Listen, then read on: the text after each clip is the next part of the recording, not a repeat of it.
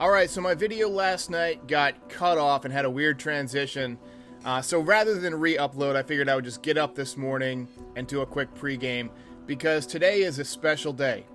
It could be Masahiro's final start during the regular season, anyway, as a New York Yankee.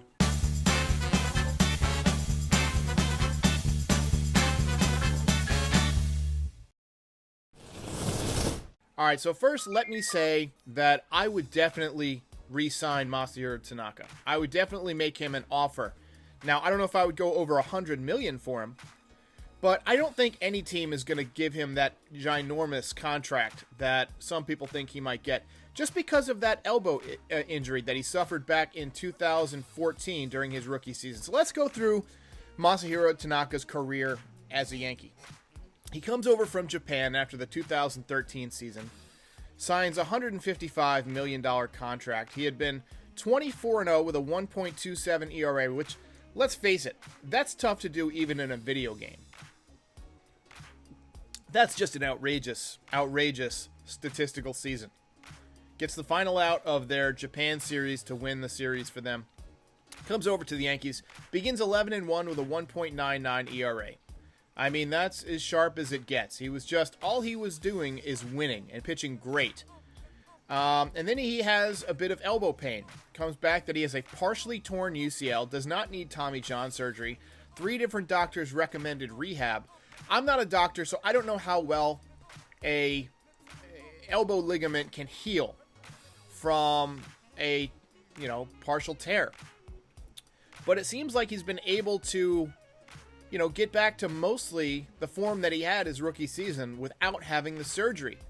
He goes 13-5 with a 2.77 ERA in 2014. Follows that up with a pretty good year, though not as dominant, in 2015. He goes 12-7 with a 3.51 ERA. 2016, his age 27 season, prime year, was probably his best year so far. He goes 14-4 with a 3.07 ERA, 199 and 2/3 innings pitched. You know he wanted to get to 200 innings pitched. You know he did. But he's yet to get there as a pro, as a major leaguer. 2017, the Yankees' magical run. He goes 13-12 with a 4.74 ERA.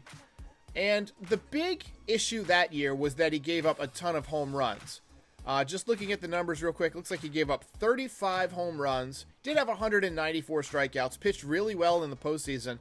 That was the year that his splitter was really tough, but he had trouble with the slider, and he was hanging it a bit too much. He also had some trouble with the four-seam fastball, led to a lot of home runs. He started throwing the slider more and better, more efficiently, and started throwing the fastball less in 2018. And he goes 12-6 with a 3.75 ERA. So he, took those numbers back down a little bit.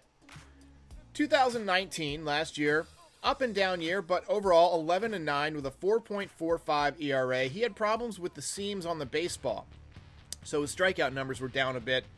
182 innings pitched, 149 strikeouts. And then this year, the Corona Ball year, he's made 9 starts so far. He's 3-2 with a 3.27 ERA, 44 innings pitched, 39 strikeouts, just 5 walks, and 8 home runs allowed.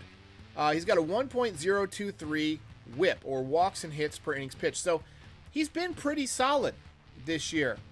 And he hasn't shown any problems with that elbow for a while now. He's only 31 years old. Going to be 32 next year, obviously. So what's he going to want? Is he going to want a 5-year deal to take him through age 37? Probably. I definitely don't think he's getting more than 5 years. And if I'm the Yankees, I wouldn't offer him 5 years. But if the Yankees offered him 3 or 4 years at, let's say, 18 or 19 million, I get it. That's a lot of money. It sounds like a lot of money to you or me. I have to save up to get an oil change. But it's not that much money to the Yankees. And they've got some money coming off of the books. Paxton is coming off the books. There's a chance that the Yankees could re-sign him. Now, there's also a chance that, he could go somewhere else. He might end up out west where he's closer to Japan. He can make that easier flight home. He might not like it in America right now. We've got the the raging coronavirus more than any other country, so he might want to skedaddle. But really, I think he wants to stay in the major leagues because the competition is better here.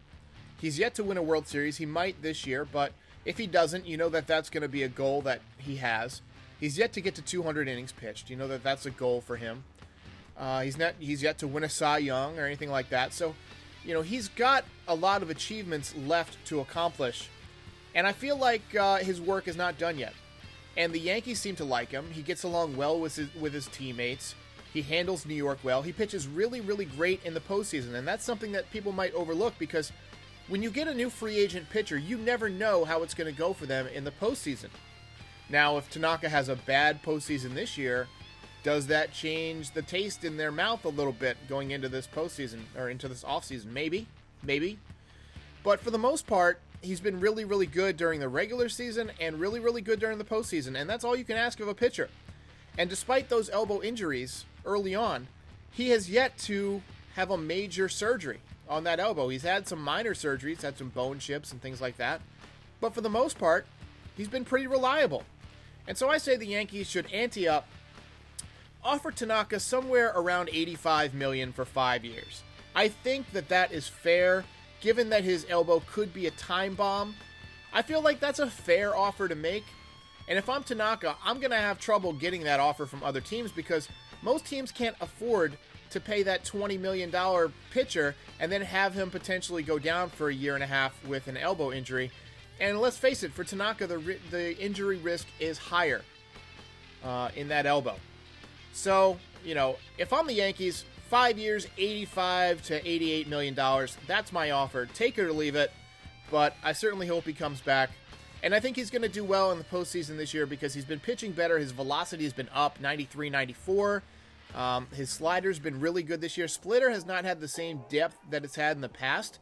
And when he first came to America, that was the big thing, his splitter. But really, he's learned to pitch with the slider and with the other breaking pitches, and he's done a nice job. So the other thing I want to talk about, since my post-game coverage got cut off a little bit last night, is the offense. Specifically, I'd like to talk about Kyle Higashioka. Last night, he was 2 for 4, and I was talking about him when the transition happened. I was going to talk for another 2 or 3 minutes, and then it cut off and went right back into the Garrett Cole thing because my program had an issue, and I didn't realize it till this morning. So that sucks. But Kyle Higashioka was 2 for 4 last night.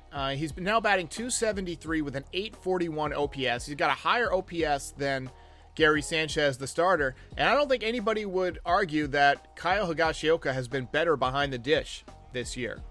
So I really feel like the Yankees, if they choose not to bring back Gary Sanchez, which is a possibility, they might choose to trade him, get some value for him. You know, they could probably get something for him because he still has a lot of upside. He's still pretty young. He's got a lot more power than most catchers. The Yankees could move him. And if I'm Brian Cashman, and Brian, if you're listening, consider this. I feel like the Yankees could move Gary Sanchez in the offseason. And there are some opportunities for them to replace him on the roster. You could sign JT Realmuto as your new catcher, but that seems like a bad allocation of money to me because, you know, you've got a pretty good catcher on the roster already. Kyle Higashioka, I think, could be an everyday starting catcher. He can hit. He's proven that. He can play defense. Garrett Cole likes to throw to him. He calls a good game. He frames the ball well. And then you can just get a backup catcher. They've already got Kratz. He's pretty cheap. Now he's going to be 41. Can he hold up over 162 games? I don't know. Maybe. Maybe we won't even have 162 games next year. Who knows? There's no telling what's going to happen with this virus. I think it'll be, you know, pretty much dissipated by then, or at least we'll have a vaccine. But you never know what's going to happen next year. Either way, I think we're going to have a full season. But I think that Kyle Higashioka really deserves some consideration for that starting catcher job because he's done such a nice job. Also, some other things to note from last night's game. I'm just going to pull up the box score, if you don't mind. Aaron Judge had 3 hits. He was 3 for 5. He's got that OPS up to .939. No home runs for him last night, but he is starting to swing the bat a little better. Would not surprise me if he goes deep tonight. Good night to put him in your DraftKings lineup. Aaron Hicks had 2 hits. He's got that average up to .225, .795 OPS. Look, there's no question he's had a bit of a down year, but he's been getting better lately. And as you go into the postseason, you want guys on the upswing, so that's good. Remember, we're just basically entering what would be the middle of the season traditionally. So we got a lot of guys entering midseason form. Gleyber Torres, the power has not been there for him this year, but he's 3 for 5 last night, 2 RBIs. He's hitting .262 now, respectable, 777 OPS. So he's, again, a guy who's on the up climb. And I think he could get red hot as we enter the playoffs. And Gio Urshela, another 4 hits last night. He's got an 895 OPS, 308 batting average. The power has not been there lately for him. That could be a product of that elbow injury. He's got some bone spurs, or at least one bone spur in his elbow. He'll probably have surgery on that in the offseason. But you got to imagine that, it affects his power at least a little bit. However, it doesn't seem to affect his ability to hit for average, to use the whole field. He's lining balls all over the ballpark. So, a lot of good signs for the Yankees last night. Clint Frazier was 0 for last night, but I still feel like he's got some hits in him this postseason. I really feel good about the Yankees' chances this postseason. It's really going to come down to that first round matchup. I'll take the Yankees in a 7-game series against anybody. With the Yankees pitching and their offense, the Yankees are just deeper. But in a 3-game series, anything can happen, especially against a team like the Twins or the Rays or the White Sox, a team that has some dynamic athletes, some dynamic players. So really what we got to do is just play our best, and leave it up to the baseball gods. But if you're asking me, how do I feel about the Yankees' chances for 28? Right now, I feel a lot more optimistic than I did about a month ago when they were in that 5-15 stretch. So Masahiro Tanaka makes his final regular season start tonight. Should be a good one. Tune in after the game for highlights. I've also got a highlight reel of Masahiro Tanaka's 2020 season that I will post, very similar to the Garrett Cole post that I made last night. So tune in for that, and I'll see you for the highlights.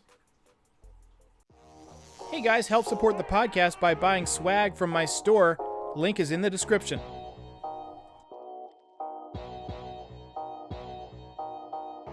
If you enjoyed this video, please like and subscribe. It helps YouTube suggest this channel to other Yankees fans.